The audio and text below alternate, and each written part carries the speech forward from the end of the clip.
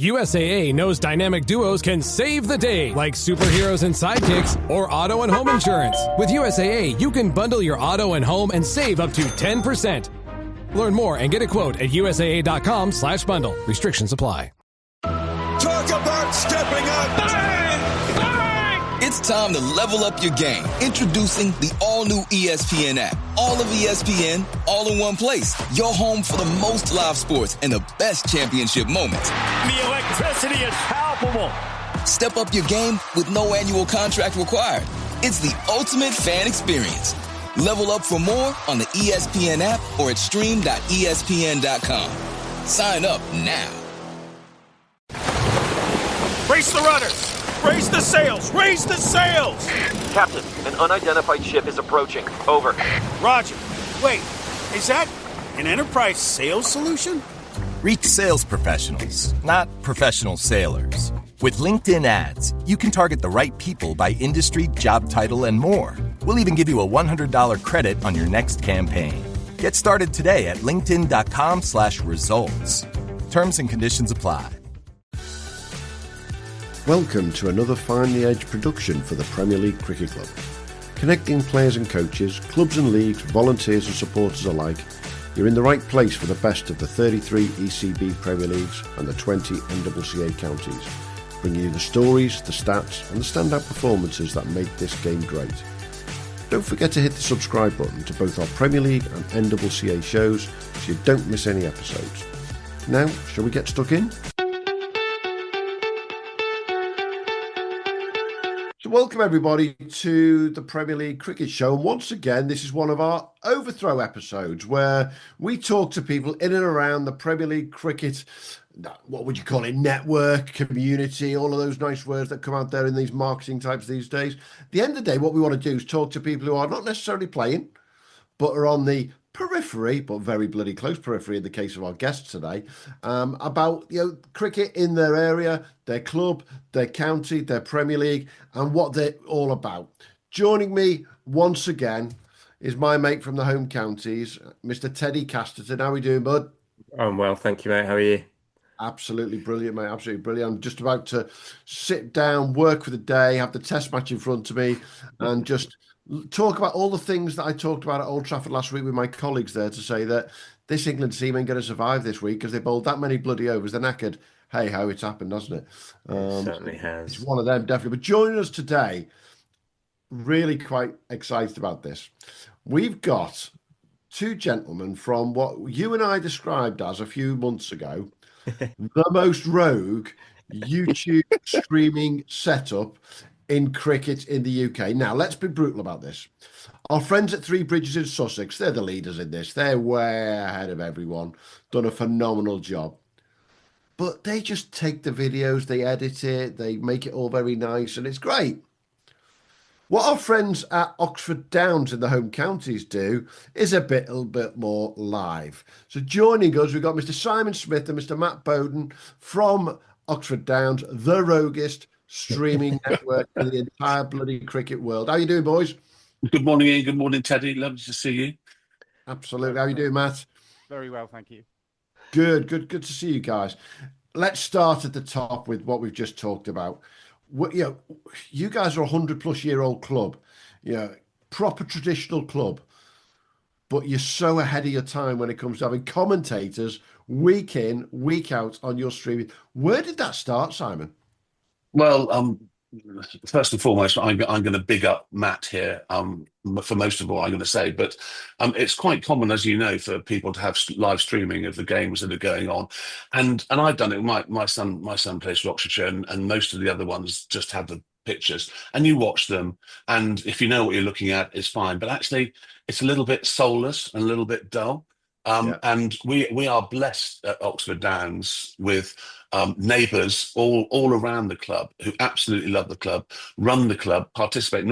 I've been at clubs before where neighbours get very, very cranky about cricket being played anywhere near them. Don't give the balls back, stuff like that. How dare you play cricket on a 200-year-old cricket ground?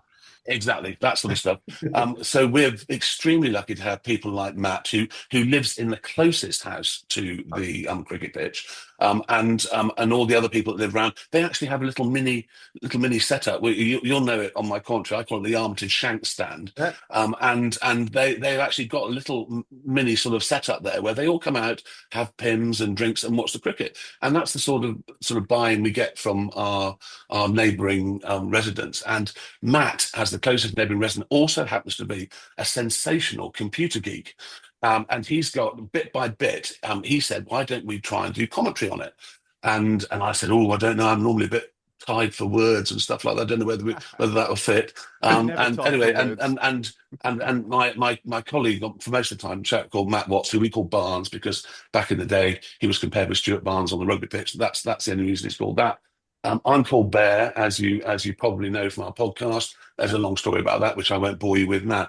And anyway, Matt has told us that we had the ability to do commentary on it. And we thought, well, look, if I hadn't been an accountant, I would have loved to have been a commentator in cricket. I absolutely love nothing more than sitting there, watching the game I love, talking utter bollocks, if you mind the terminology, but also making the pictures make sense, come alive. Matt has introduced as the latest thing, a joystick, so it can be moved backwards and forwards, but we're not like television. You haven't got 5 cameras showing you where everything's going. So we do have to paint a little bit of a picture about what's happened off camera. But bit by bit, so Matt's given us personalities by having a camera inward facing, as you know. And then the most important thing is to have the camera watching the cricket that's going on out there. And the tech he's got, it takes a lot of setup. I'm a bit like Cilla Black. I just turn up and do my stuff. And it's taken hours to get everything ready and sorted in the right position for the production to happen. So here's what it's all about. He will tell you the technical side of it. I'm just sort of front of house, really. How difficult is it, Matt? I mean, put it in simple terms to our listeners who are listening and going, okay, I'd love to do that at our club. And we've probably got a couple of guys who could talk crap for 6 hours as well. Yeah. How difficult is it, Matt? Sort of developed over a period of time. It's all kind of as cheap as I can possibly do it, because I haven't got loads of money, but equally trying to match what I see on TV. So yeah, it's not your NV Play and it's not your Frog Box. They're great systems, but I wanted a little bit more. It allows me picture in picture. It allows me to put adverts up, so we can, in theory, make a little bit of revenue from it. But it's just developed over a period of time. And in terms of setup for yourself, I mean, Simon says it takes hours. Is this a week in, week out job? You go over every Saturday morning, or have you got, behind the scenes, pull that curtain back? Is some of it already set up, or is it every week you have to go and do it? So a couple of years ago, we converted a horse box, which has got... Which is called the Bear Pit. It's called the Bear Pit. That's its official name. Love it. So that's developed over a period of time as well. They put a couple of windows in it because the guys had to get out of their seats to have a look out what was going on the field. So we put 2 windows each side now, so they can just look out the window to see what's going on. I mean, the windows being put in has been an absolute game changer for us. And they're probably about 2 foot by 1 foot in the side perspex windows. But as Matt quite rightly said, we depending on the angle that we're watching it, there was massive blind spots. So we couldn't actually tell you if there was a deep fine leg or a deep third man because we couldn't see it. With these small windows, it's increased our vision by I'd say about 90%. It's absolutely fantastic. So we can actually see all the way around now. So it's like this is the sort, as Matt said, it's a bit by bit process. The Bear Pit is just a fixture of the club now. To be fair, we only do it for the home first team games and other selected games. We did one for Cricket Week, and we've promised to do one for the women's final league match of the season because they absolutely love it, and we want to be an all-inclusive club more than anything. So that's great as well. But so I bet Matt does understate what he does. There are wires and buttons and knobs everywhere. And just to tell you how difficult it is, Matt was away with his son doing cricket the other day. We were commentating, and something happened. I think I might have yanked a cord or something. You and we were pulled the power out there. You we were pulled the power completely out, blind, which is pretty disastrous. completely blind and unable. We were desperately texting Matt saying, "What do you do?" And we were trying to get video, all sorts of stuff like that. But so without him, there would be no production. And what he does is incredible. What we do, it just so happens that my co-commentator Barnes and I, our sons open the batting for the first team, so it's always a little bit of extra tension and stuff going on when they come out, and we can sort of feel the nervous parent and all that sort of stuff sort of oozing out of the bear pit into the ground. It's fascinating to me how you can go from zero to inverted commas heroes, they say, with the way you guys have gone about it. And I think I've had the privilege of being around a lot of cricket grounds this year, but through work that I do elsewhere. And you're right, you see that setup, and it all looks very simple. It all looks as though that, it's all been plonked in and away you go. But it takes time and it takes effort. There's no two ways about it.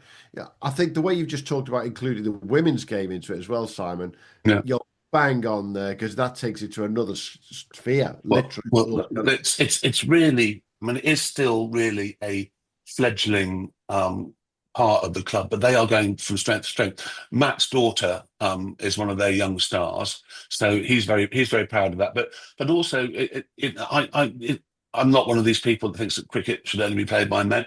The women's team is one of the most up-and-coming teams in our club at the moment. They are winning all the leagues. It's what you normally get with a new team. They win until they find the correct league to be in, and they're going through that process at the moment. But they are a decent side, and the more they have a coach and they take it seriously. So I think it's only fair that, the trouble is they play at funny times, and so but we got an opportunity to do their last game of the season. The only problem is it's after the club night, awards night, and general piss up, shall I say. So you might find a slightly jaded-headed Bear and Barnes coming out of the bear pit on that day, but we will definitely be there. I have to say, they get very excited. Most of our views, and this is true, come with players viewing the production after the game is finished. We do have between sort of 30 and 80 people watching it live and dipping in and out. And we haven't even had people listening to us in their garden while they're gardening. And but most of the people, especially the players, they want to, especially if they've done well, they want to go back and watch their innings bit by bit. One of the newest things that Matt has introduced is the highlights reel. And the highlights reel is a great innovation, because you can actually watch the whole game and the commentary in one great bit. The only problem was with that is that I am, as you probably watched, I'm slightly partisan in the way I commentate, but I'm fair to opposition. If the opposition plays a great shot, I'll call it out. But I do get excited if we do well. And someone did message in saying, "It's a really great reel, but could you just turn that annoying bloke off?" And we suggested you can always watch with the sound down. We've got no problem with that. See, I'm on board with this, because I know at my club, we're only a Div 3 club, but we have live streaming and we were early adopters to it. And one of the irritations for me is that if I am in my garden or if I am somewhere else and I am having a quick look at the stream, it is A, as you say, soulless. B, there is no life to it whatsoever. And C, actually, it would be really easy to just have that commentary ticking over. We all watch cricket on TV, and whether we like it or not, it is not the same without a commentary. Full stop, end of story. Yeah, you have to paint a picture, not just of what you see, but what's around the place, isn't it? Yeah, and we really encourage people to get involved on the chat line, and even if people criticise us, we're very happy to answer that and deal with that and adjust it or say sorry if we have to say sorry, and we want more of that. I've got one of my old schoolmates listens from America every single game. And he's a real, and he sort of texts me separately saying, great game today, good commentary. And I'm thinking, what time did you stay up listening to our commentary on a league game for? There's one time, I think a couple of weeks ago, where we had 5 different countries because we have people that are away on holiday or whatever. We had 5 different countries were listening to our broadcast, which I think was great. We became truly international on that day. You've read my mind on where I was going to go with this. The most rogue cricket on YouTube is actually full stop end of story. Our friends at European Cricket Network. You know, the Yeah, boys at ECN, Vinny Sandu, the lead commentator, and all the team around them, they go around Europe year in, year out. I think this year they're doing something like 45 weeks of cricket, which is just ridiculous. And watching them, to me, is just brilliant because of the commentary. It is because of yeah, that. And you picked up on a big thing there. They interact day in, day out with their chatters. They have their chat on the side. And if yeah, I jump in there, automatically Vinny's going to say, oh, Livo's in for the Premier League Cricket Club. What's he yeah, saying about this? What's it? And you know, some of us can WhatsApp them because we might have their number and we can say, you're talking shit. Or we can yeah. say, you know, this player has got these runs and this, you know, because we are experts in the UK game in particular. But I think that's what you guys do. You could give that opportunity to not just your own guys, but anyone who's watching to go, actually do something different, isn't it? Yeah, I mean, we do have to. I mean, we do have to do some serious stuff sometimes, and we do have to explain where the field is. We have to explain to people who don't really understand cricket why they're not running a single because they're protecting the local at the other end. So we do sort of like to show people that we do know a little bit about what we're doing. And Matt, I said when he first started doing this, he'll be the first to admit, didn't know an awful lot about cricket. He wasn't. He was a very technically gifted man on the geek stuff, but when it came, but Matt, having been sitting next to Barnes and myself over all this time, he's now really becoming pretty knowledgeable. In fact, he's an umpire as well. He umpires. He when we need him, he plays for our fourth 11, and so he's embraced and discovered a new thing in his life, which is cricket. And I know that we go on a lot, and he chirps in, but he's very good at all the sort of technical stuff. Like, he can sort of flash up and give me a screen to read what all the other scores are going on today, which is really important as well because we're at a stage in the game. All the people listening don't want to go through the procedure of Googling the league and then Googling this and eventually get into the right place. If we can tell them what stage all the other games are at the same time, then that works really well. So he helps me with all that and keeping my screens so that I can sort of do stuff. That leads me to ask Teddie, dead simple, Teddie. You play in the same league as these guys. When they started commentating on you lot in the home counties, what was the first reaction amongst players? Was it, oh my word, or oh, that's fabulous? Well, it wasn't the latter. We were like, what are these guys doing? We turn up, this team's just come into Division One, and we go, who on earth are these blokes? And and then we get a lot of that, by the way. As time goes on, you learn to appreciate it. Not when you're sat there with your pads still on, crying in the changing room, and you hear the commentator, like you said, looking back at your own highlights, and the commentator say, well, that wasn't a very good shot. And it just spoils your day. But you know what? Yeah, from a player perspective, it's quality to have. And, we're always keen to get the opposition into the bear pit. Any opportunity to get an opposition player into the bear pit will. And, I know because I've been playing and watching cricket in Oxfordshire for 40 odd years now. So I know a lot of people. So the other day we had Paul Humphreys from Aston Rowan, who's an old mate of mine. He came in and sat and we just had a general chat. Luke List, another sort of legend of yesteryears gone, who's all his kids are now playing. But it get these and yes, it does get a little bit nostalgic. We talk about the good old days and all that sort of stuff. But it's just it's a great way of passing the time by. And let's be honest, listen to TMS or watch Sky Sports. They don't just talk about what's in front of them. They get nostalgic. They talk about it. So you're doing all, in my opinion, the right things, but not because they're the right things to do. It's just natural. It's a conversation. If you were to sit there and say, XYZ is bowled from this end and this is where the ball's got, it'd be boring as crap. Yeah, absolutely. And I'd bore myself, to be honest. Yeah, I'd bore myself, to be honest. And some people say that I go on a bit, but I get excited. But I literally sit down, and the only time I get up is for lunch and tea. The rest of the time and the time goes so quickly. And I might say, oh, he's fallen for the waft outside the off stump or whatever. But I'll also go, if one of the opposition goes, one of my catchphrases is, it's a 10. And and people know that that's completely ridiculous because you can't get 10. But it's gone so far, and if the opposition do it as well, I'll do the same thing. And the other one is I quite like going. Well, nobody moved. It's gone straight through and message to bowler, not there, and sort of all my sort of little catchphrases. There is part of one of Matt Humes, which I also don't understand, where there are buttons to press which spurt up various things. And I think there was a suggestion that I could put all of my catchphrases under those buttons and then press it. But I like doing it for real, so I don't really know if I need to do that. But I mean, look, it's a 6 and 2 3s that way.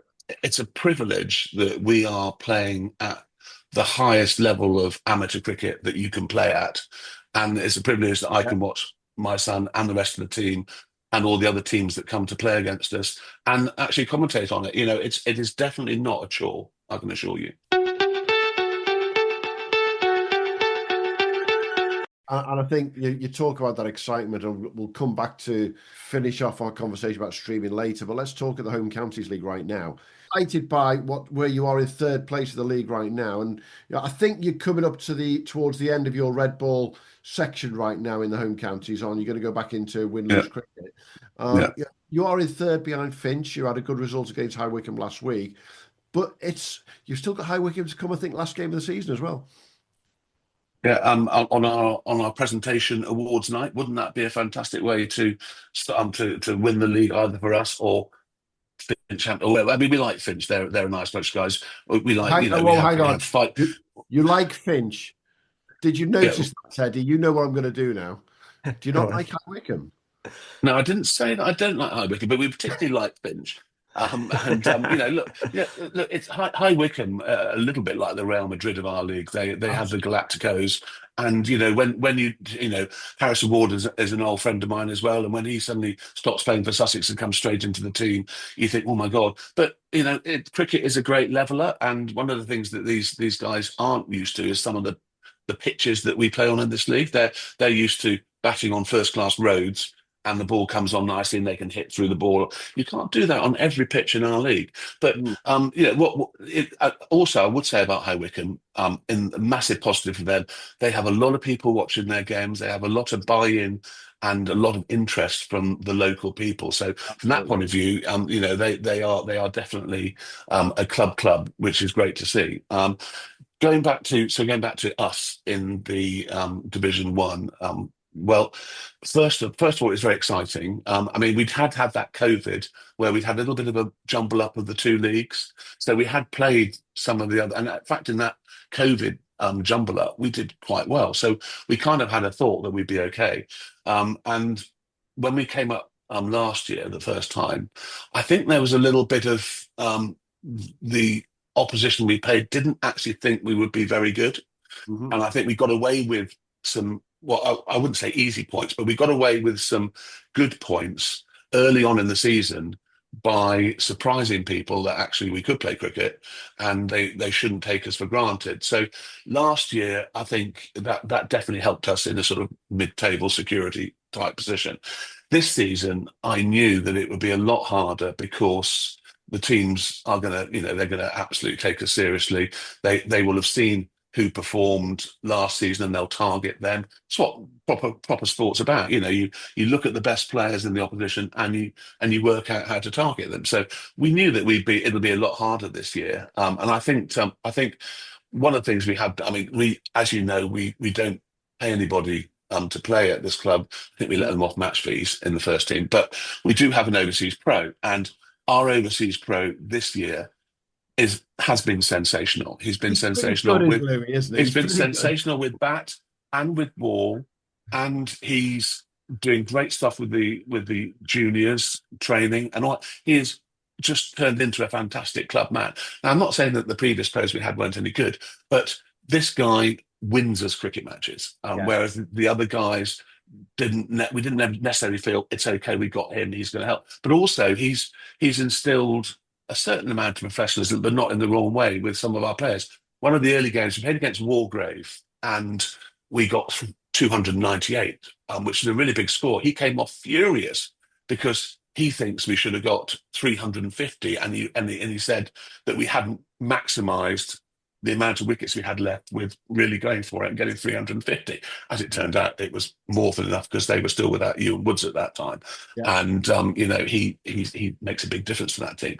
But he's instilled a certain amount of professionalism without it going too far that, people are questioning, what it's all about, sort of thing. So he has been a very important factor in us doing well this season. And I have to give a shout out to George Sambach, who is an exceptionally talented cricketer and has had an unbelievably good season so far. And he's swapped the opening spot in the long form because Freddie Smith keeps wicket, and the feeling is that he probably ought not to keep wicket for long periods of time and then go and open the batting, etc. And George has taken to that extremely well. And we can't underestimate Tom Costley, who was injured all of last season. Him coming back, I say jokingly on commentary, it's like having 3.5 players because he bats brilliantly, he bowls brilliantly, he's a gun fielder, but also he's a motivational he's a bit like Ben Stokes, he's a motivational guy. So it's a bit like having 3.5 players back, having him back. So all those little things have been good for us. I mean, we left a lot of points out last season in the red ball game by not finishing sides off. There were a lot of draws we had when there were 2 or 3 wickets down with a lot of overs to go that we just couldn't finish them off. I feel now that we're in a better position to finish them off. So, we have no pretensions about where we're going to win the league from. I'll do the old cliche, we'll play each game as it comes, but every game is a hard game. The teams at the bottom who've not had a great start to the season are fighting for their lives. We saw Stoke Green won last week. I think they won last week, and they're suddenly started to put things together. So every game in this last month and a bit is going to be a really hard game. But we're just really pleased to be here. To be fair, absolutely. I was going to look at the batters in particular. You look at the top 10 in the Home Counties League, Teddy, and George Sambach is in 8th position right now in the league with 440 Premier League runs. You look at the 7 batters ahead of him: Chris Britt, Dan Lincoln, Matt Dalrymple, Gareth Severin, Johnny Connell, Charlie Dunnett, Cam Hemp. This is a star-studded bunch of players to be just behind, isn't it? So George has done a great job. Yeah. And go on. No, you go ahead, Simon. No, I was only going to slightly big out my son, as you do sometimes. But last season, he was the top run scorer in the league, and he was helped a little bit by Chris Britt's having to go back to play his professional cricket for the last 3 games. And I said to Freddie, you've just actually, and can I just say that the award he got, the cap, was absolutely fantastic. We put it up behind the bar, haven't we, Matt? It's pride of place behind the bar. But I said to him, you're going to find this season hard because you're going to be a marked man. And it's only just in the last 3 innings that he's actually started now to get back to the levels that he was last season. But it's you're right. I mean, Dan Lincoln has been a top player for a long time at this level, and what he does in the league, he does for Berkshire as well. And he is a consummate professional. And that game against High Wycombe, we took an absolute battering, to be fair. And it was the games we've lost, it's been quite bizarre. We have taken pretty heavy batterings. We took a battering at Finch as well, but so we don't lose. But narrowly, we get absolutely whooped, and then the rest of the time we're winning or getting winning draws. So it's quite bizarre, really. They're the entertainers, therefore, Teddy. They go all at it. They're going to go one way or the other. I mean, you've been around the league a long time now, Teddy. I mean, how would you describe where Oxford have come from into Div 1? Oxford Downs, please. Okay. Have well and truly cemented their place in Div 1 now, and just building up that club around them, aren't they? Yeah, it's really interesting because typically you see, clubs like the Harefields who go up and then go back down and then back up. And Oxford Downs have done really well to kind of stay and cement themselves in the league. It's very rare to see a team come up into the Prem and then kind of are in contention for that third, second, first spot.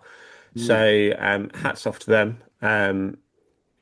I find it really interesting though. Like we talk about the top 10 run scorers, top 10 bowling. You've got 1 player from Oxford Downs in your top 10 batting.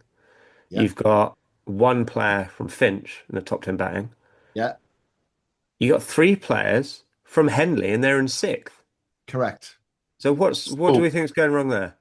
Well, Henley were one of the teams that gave us a whooping as well. So I think they would look at themselves and think they've probably underperformed so far in the league. I mean, they're a really good side. If you and they have lots of Berkshire players playing for them as well. And they're just a very good side. But I think there are about 7 or 8 teams in the league who all of whom on their day could beat anyone in the league. And that makes it an exciting league. It means that, no one's taking anybody for granted. And I think that's quite important. The quality of cricket is great. And, it's good to see, and it's great to be part of it. We really try to grow our own players.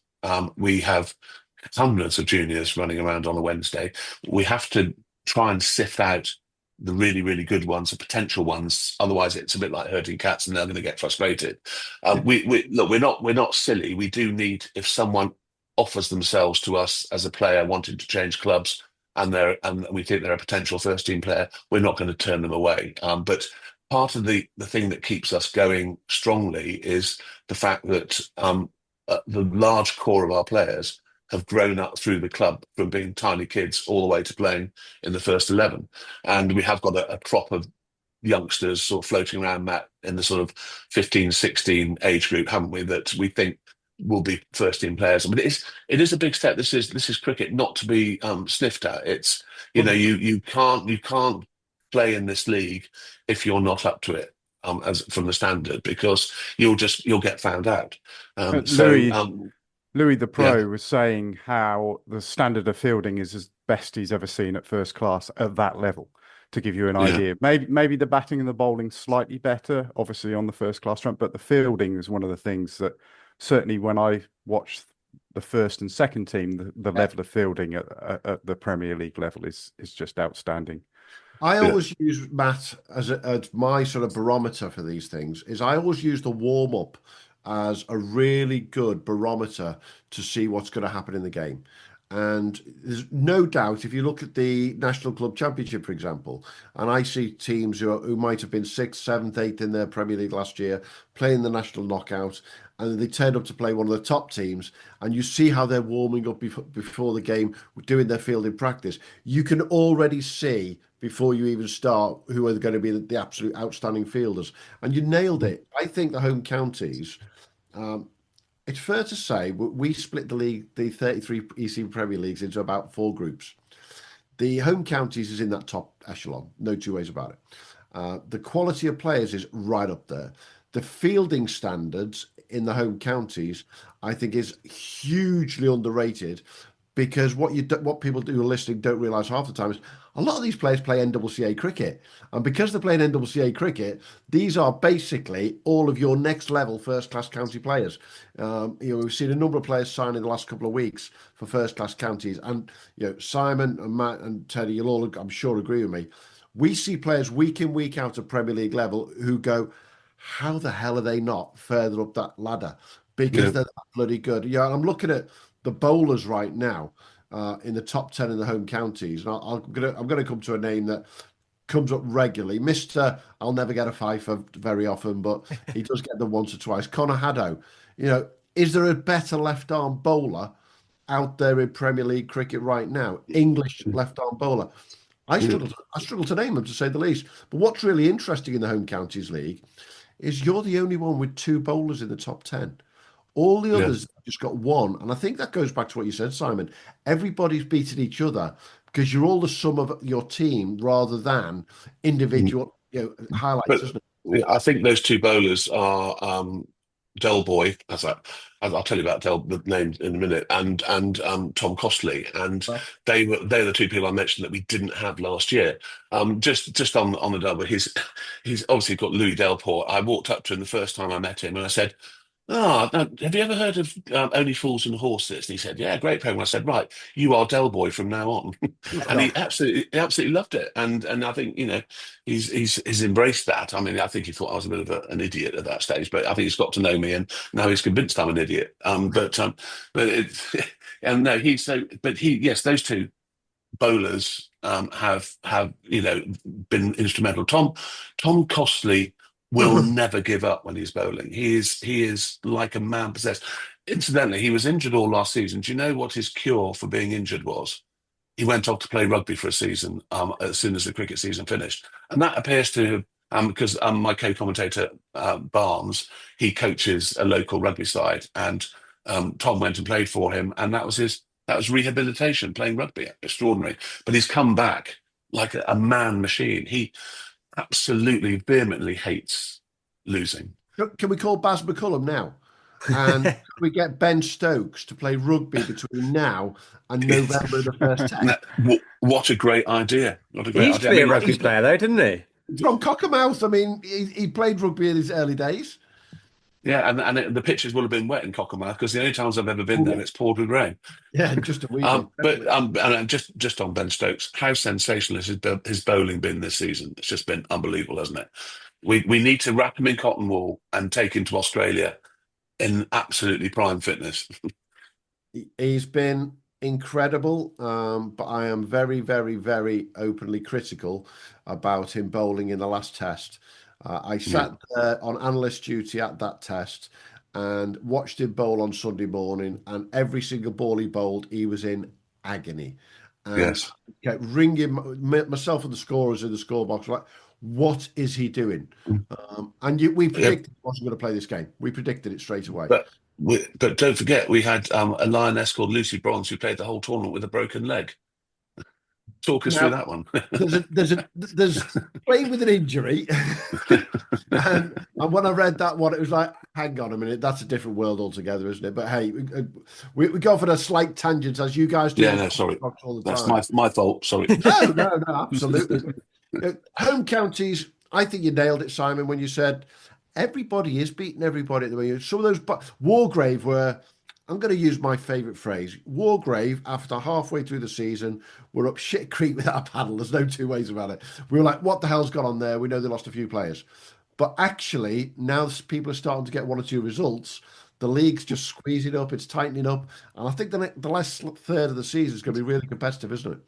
I don't think you can underestimate them getting you. I saw Ewan Woods on the first game that we played against them way back, and the way his arm was wrapped up, I thought he was toast for the whole season. But obviously he's back, and he makes a massive difference. He's like three players. So he's and that's got to have a little bit to do with it. But I mean, look, just as a very old cricketer, I find this two formats in the same league in the same season absolutely fascinating. I mean, it would, as a player, I would have wondered whether I was coming again. But I played so long ago, we didn't have white ball cricket in those days. We just had the one. But it is so interesting. I mean, there is a tiny element of luck that the teams you play in white ball, that might not be their favourite in the season, and the teams you play in red, or vice versa. You may get the luck rolling with you that the teams you play in white ball aren't so good at white ball, and the teams you play in red ball, and it sort of switches over. So, but other than that, it's even made even more interesting by sandwiching the red ball in between the two white balls. And that's it's going to be pink ball next season, is it? Or no, it's pink ball now. It's white ball next season. Is that right? Correct. So yeah, that's correct. Right. So which will be interesting, because I find it very difficult to follow the pink ball. I went to the only ever day-night test match they've had in this country at Edgbaston. It was A, freezing, absolutely freezing, and B, I couldn't see the ball. I just can't see pink balls at all. And I went back and watched it on television, and I still couldn't see it. So it's just one of those things. I am absolutely with you. Yeah, I could follow a red ball all day long, across green trees, the full works. Follow a white ball. I was following a white ball yesterday. Great green background it was at Edgbaston Sports Ground. Pink ball. And correct me if I'm wrong, Teddy, I don't know many batters who like the pink ball. Bat breakers, they call them most of the time. I actually love the pink ball. I can't stand the red ball. Get rid of it. But that's because the seam's too big. The seam's too big on the red balls. The ball's not allowed to move around. Like, it's not fair. But no, is that your excuse this season? Let's not talk about my season, all right?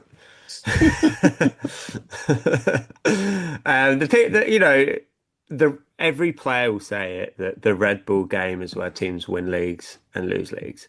I mean, just from a Wycombe perspective, we've drawn one of the red ball games and won every other one.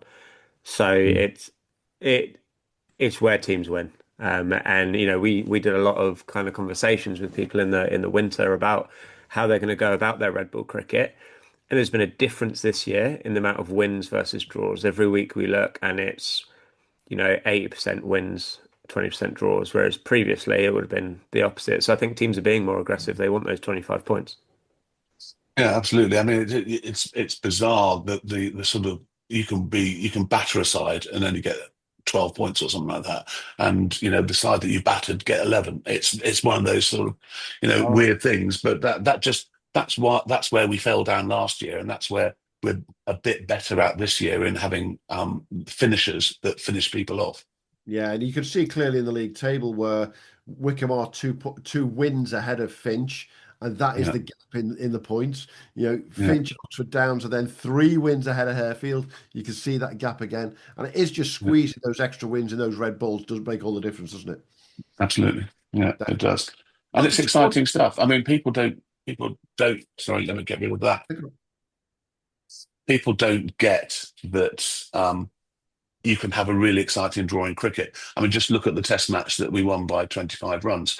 For large proportions of that game, ball was being blocked. They weren't running runs because they were protecting the other batsman. And to the non-knowledgeable people, it was nothing going on. It was boring. But all of us were glued to the screen. All of us were glued to our chairs. We weren't going anywhere because it was, and you get that in the red ball. In the white ball, sometimes the game is dead. I mean, if the team batting first clocks up 400 and the team batting second is 40 for 4 after 10 overs, there's not an awful lot that's going to happen that's going to turn that game around, and the game's dead by that stage. Whereas it's not, you can always bat out for a draw. We were 25 for 5 against Aston Rowant, and we batted out for a draw, and that was not necessarily because we wanted to get the points, but we didn't want Aston Rowant to get the winning points. And then you bring that into the equation. It's not just about not wanting to lose, but it's making sure that the other team doesn't win. Yeah, and that. Sorry, let me get rid of that again. And that comes into play with the red ball, whereas in the white ball and the pink ball, it really is very straightforward about the way teams. Don't get me wrong, you do get really exciting games. But that you also get very quickly non-games, depending on whether one side has gone absolutely bananas.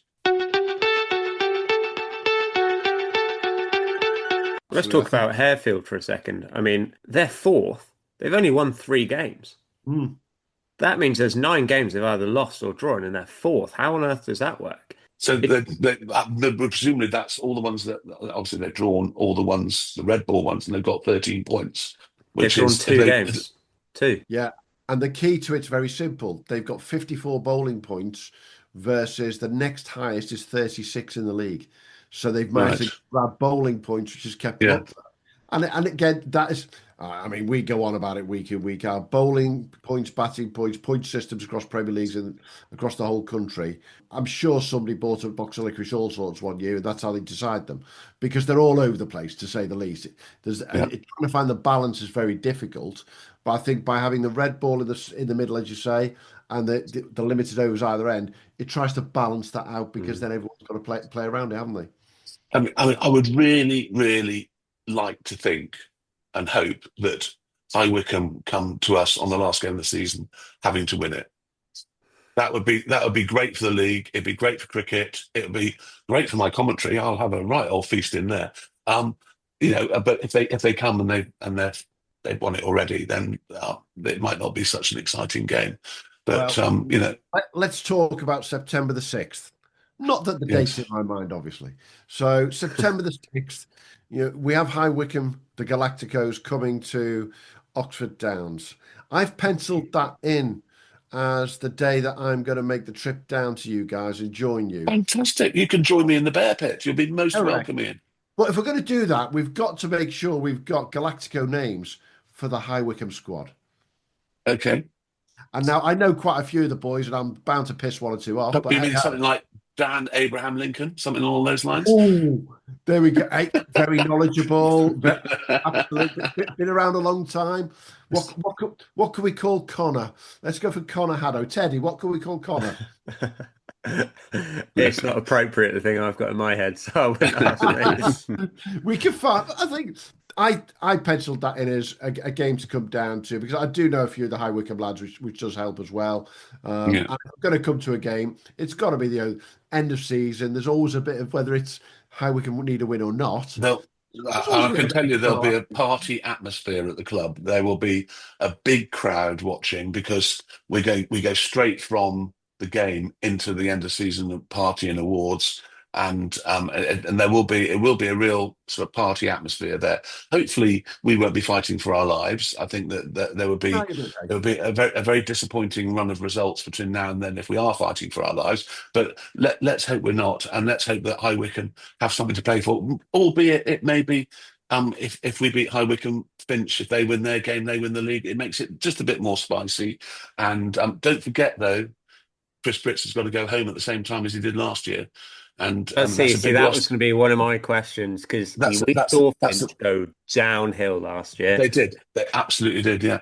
And also, that to my son's benefit, Chris Britts would have walked the number of runs in the league. He'd have been the highest run scorer by a country mile. But having to go home early let my son just sneak above him. So can I take it from what you're saying that Del Boy, you've got him for the full season?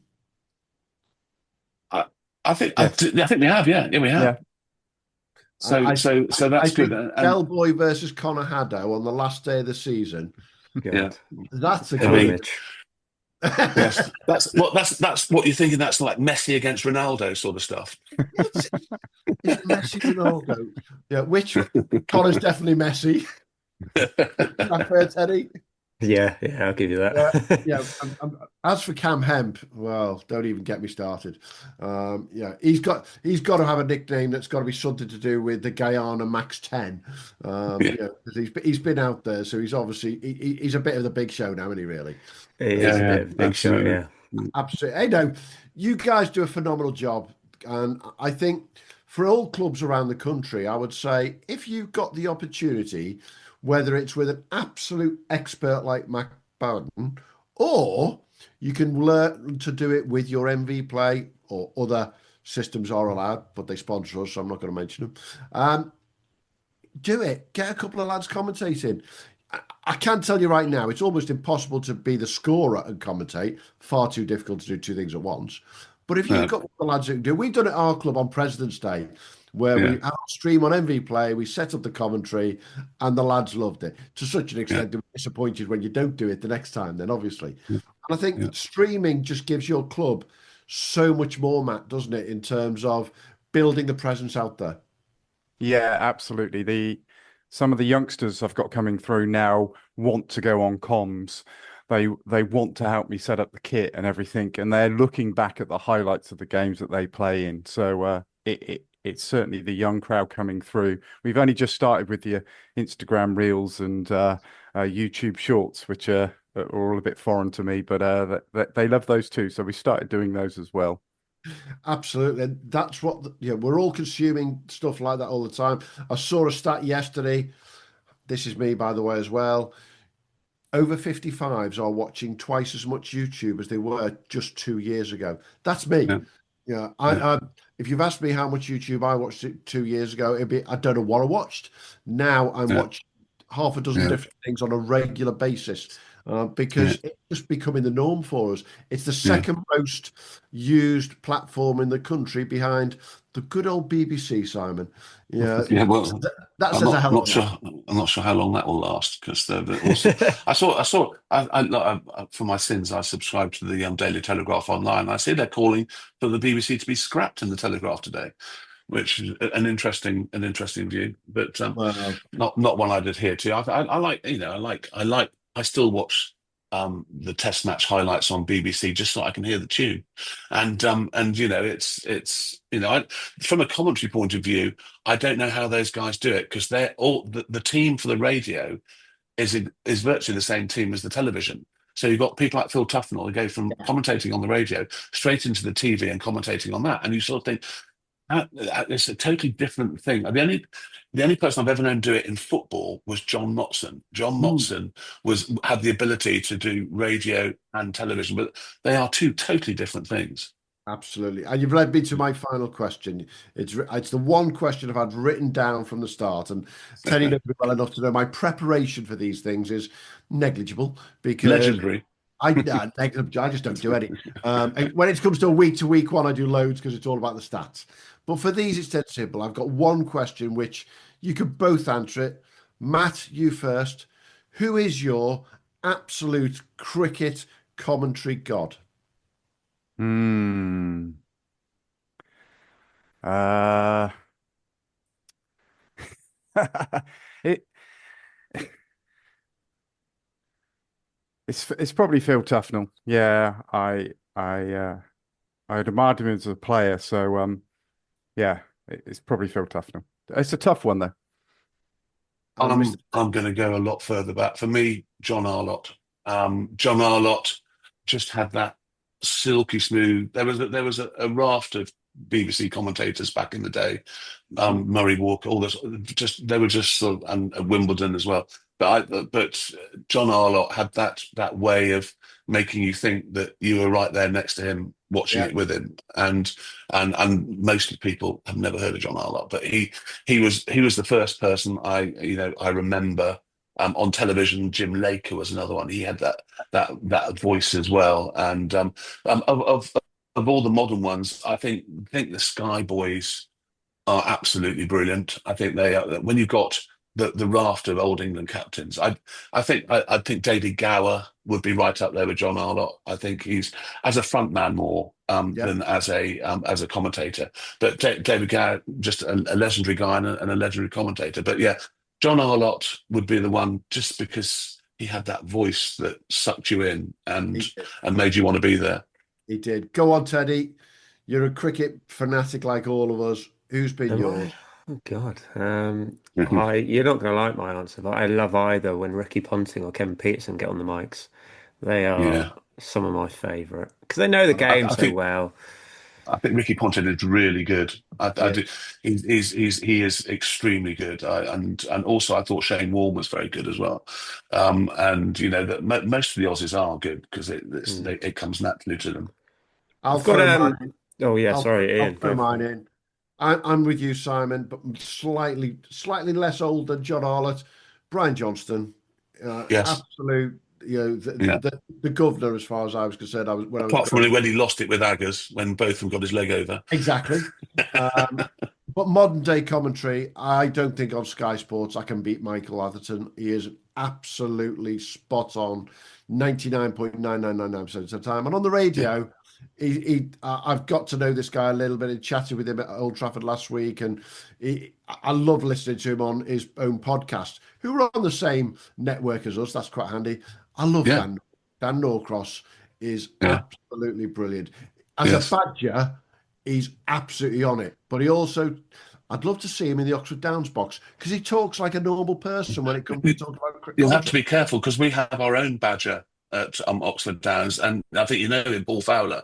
He is known as the Badger because he's all knowledgeable about all things and pops up. He's as close as we've got to Matt that isn't Matt with regards to understanding the things we do. But he's not quite where Matt is, but he's better than Barnes and myself, who are completely clueless. We all need them. Teddy. Yes. Got one last question for you all, and I will be clipping this, so I can't wait for your responses. Who's going down at the end of the year? I'll go first. Stoke Green. They came to play us, and I honestly thought that they really weren't interested and were playing kamikaze shots, didn't care, and later on in the season they were all bowled out for a very low score as well. They must have turned it around to win a game. Have you seen who they've roped in? No, I haven't. Mr. Safe Zabe played his first league game of the year on Saturday and got 100. So could he rescue them? There's only 6 points in it. Yes, he could do. The others are really, really big. Everyone is going to be trying hard. I would hate to see Banbury struggle because I'm actually in Banbury now. My office is in Banbury. Banbury is my second home away from Oxford. But I think I'm not sure that anyone in the bottom five are safe. I agree. Yeah, there's I'm with you with Stoke Green, but with that signing, they may just scrape in there. I really don't think Banbury and Rowan are out of the battle either. Yeah, I agree. I am going to say I think Stoke Green are the ones, but the one that I've got my close eye on is Aston Rowans. Mine too. They are picking up wins, but when they don't pick up wins, they're not picking up enough bonus points, and that makes a massive difference in that league table. I think they've got. It would be a shame because they're founder members, aren't they? They were one of the original teams to be in it, and they've never been relegated, have they? I don't think so, but you know what? Like, it's not about the club, but it's freezing cold there every year. I don't want to play there anymore. So if we, interesting story about Aston Rowan. I had my one and only day ever with hay fever. It was after COVID. It was after COVID, and something about the COVID jabs had a hay fever issue. And I was sitting there, and my eyes started to water. I was watching the match. My eyes started to water. I couldn't breathe. I was sneezing. My nose was running. My wife turned to me and said, "You've got hay fever." I said, "I don't have hay fever." So my one and only day hay fever in my entire life was at Aston Rowan Cricket Club. Yeah, that's good enough reason. I've suffered 40 years, so you might as well get rid of them. Yeah, got a lot of respect for a lot of the players, but it's too cold there. So yeah, I think Matt summed it up though. If you look from 4th place down to 9th, you've got 27 points covering all of those teams. Oxford, Downs, Finch and High Wycombe, forget it, you're gone. But anyone in that bottom bunch, 2 or 3 results, and the league's going to turn on its head, isn't it? Yeah, definitely. There's going to be no game is going to be a game without something to play for. Yes. And that's what you really want from a league. I mean, look at the Premier League this year. It was a bit of they were desperately trying to find exciting things to happen on the last couple of weeks, and there wasn't really. All the teams have been relegated. The league was won, and if you've got exciting games, you're going to get better cricket. Well, if you're talking Premier League football, I must admit I thought every single week was exciting last year because as a Liverpool fan, it was just there was something to play for week in, week out, and that was just see how many points we could batter everyone by. Well, I'm an Arsenal fan, so if you get Isaac, I'm emigrating somewhere else. That's about right. Hey, it's been great talking with you guys down at Oxford Downs. You know, we call you the roguest YouTube setup, and now that we know that you're not MV Play or Frogbox, you are definitely rogue. There's no two ways about it. But that makes it even more the merrier. Matt, there's a job there. You could set up a whole business setting these up around the country, doing your own thing. But the hobby that's got out of control. Absolutely. Guess what? This is what I'm doing right now. But keep going what you're doing. Keep bringing colour to what can be quite, as you say, staid, quite soulless. Simon, it'd be great to see you guys. I'm going to keep that date penciled in, and fingers crossed. You're most welcome. Yeah, absolutely. Please come down. If I come down there, it's going to be difficult to go into the Bear Pit or the Armitage Shank stands. Where'd you go? Well, we do have other stands. We have the Costly stand and the Costford stand. And I got told off for saying we won for a couple of games last season. We had the MILF stand, and I got told off for that. No and on that note, Mr. Rowe has brought it to a brilliant close. Thanks for the time, gents. Lovely to see you both. See you soon. Cheers. Bye-bye.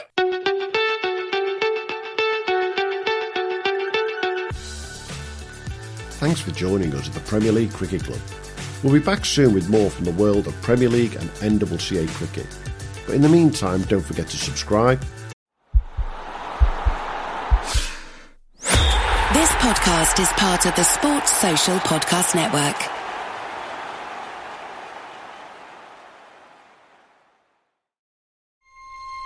This episode is brought to you by FX's Alien Earth, the official podcast. Each week, host Adam Rogers is joined by guests, including the show's creator, cast, and crew, in this exclusive companion podcast. They will explore story elements, deep dive into character motivations, and offer an episode-by-episode behind-the-scenes breakdown of each terrifying chapter in this new series. Search FX's Alien Earth wherever you listen to podcasts.